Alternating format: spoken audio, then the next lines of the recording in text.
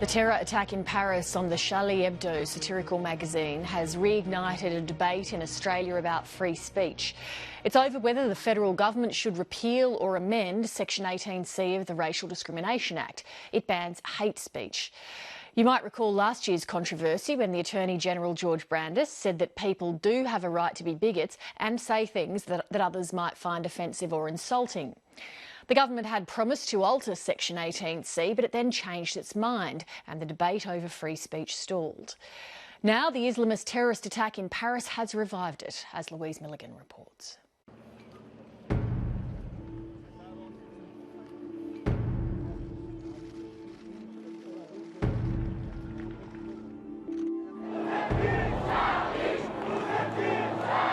A sea of sombre humanity flooded the streets of France as a nation came to mourn. Not just the deaths of 17 people, journalists, police officers and others, caught up in 3 days of terror in Paris, but also the attack on a principle the French hold dear, liberté, in particular free speech. It will show the strength and dignity of the French people, who will shout their love of freedom and tolerance.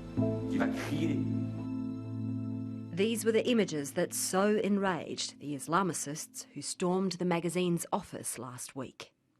Many of them lampoon the Prophet Mohammed. His depiction is forbidden under Islamic tradition.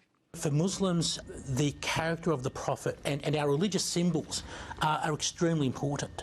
There's cartoons which depict, him in the middle of a sex act. How could that not be offensive to somebody who holds the character of that individual central to the whole belief system?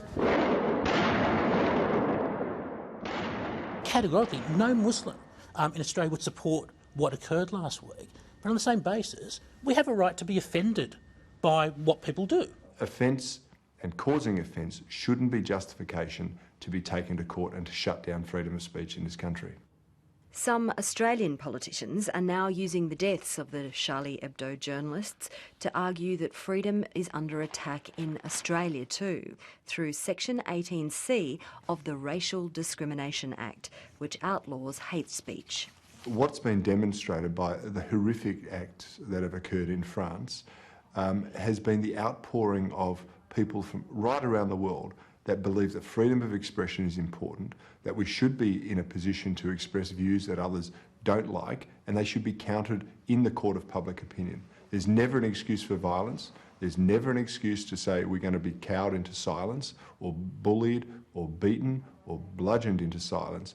And so that's why I support freedom of speech in this country.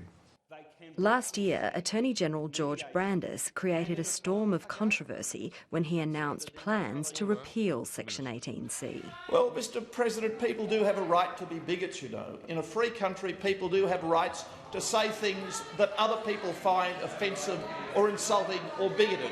It became very toxic, and I think the government did a terrible job of trying to sell it by focusing on the right to be a bigot. That might be legally correct, but it's not the sort of argument that is going to bring racial minorities on board. It didn't. The Prime Minister scrapped the repeal to the law in an attempt to get the Muslim community on side in the fight against terrorism. When it comes to counter-terrorism, everyone needs to be part of Team Australia. But the attack in France has propelled 18C back into the national debate. What we know is that many cartoons that Charlie Hebdo produced would not have been republishable in Australia, and we need to identify very clearly about whether we actually believe in free speech. And one of the best ways to do that is to amend the laws that make it unlawful to offend or insult someone. Section 18C makes it illegal to offend, insult, intimidate or humiliate a person based on their race, colour or ethnicity. Notably, it does not include religion, and so the Charlie Hebdo cartoons of the Prophet Muhammad would not be banned in Australia. But the race-based cartoons in Charlie Hebdo would be banned here. The professional pot stirrers who lost their lives in the name of satire did not confine their jibes to religion. Racial stereotypes like this Jewish caricature were also fair game. And there was the French black politician depicted as a monkey, their comment on racism in France. Political communication can include insults, okay? Human rights law professor Sarah Joseph says she was at first glance offended by the Charlie Hebdo monkey cartoon. I have since read that that cartoon was in fact a satire on racism, using the most crude racism to attack racism rather than that government minister. That may or may not be true, but what it does remind me is that a picture with context is completely different to a picture without context. Islamic Council of Victoria President Gaith Graham gets the joke, but he's tired of xenophobia. He sees vilification all the time, particularly after incidents like Paris or the Martin Place siege. Bile-filled emails clog his inbox. I will not sit by and let you enslave my country, murder and rape my people. That's representative, unfortunately, of a particular view out in the community. While 18C does not technically protect Australia's Muslim community, Graham believes it's crucial the principles enshrined in the Act are protected. It hurts when somebody makes comments or statements which have no intention other than to actually humiliate, ridicule, or hold your core beliefs up for humiliation and ridicule. I think people forget that minorities fundamentally start off behind the 8 ball. We don't have the same opportunity to have our voice heard as people who've got that space publicly. The protections of that legislation are really important for all communities, whether it's religious or cultural.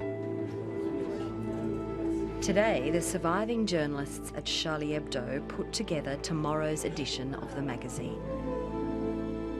This is to be the cover, defiantly displaying the image of the Prophet Mohammed siding with the magazine, declaring the now ubiquitous mantra of free speech, Je suis Charlie.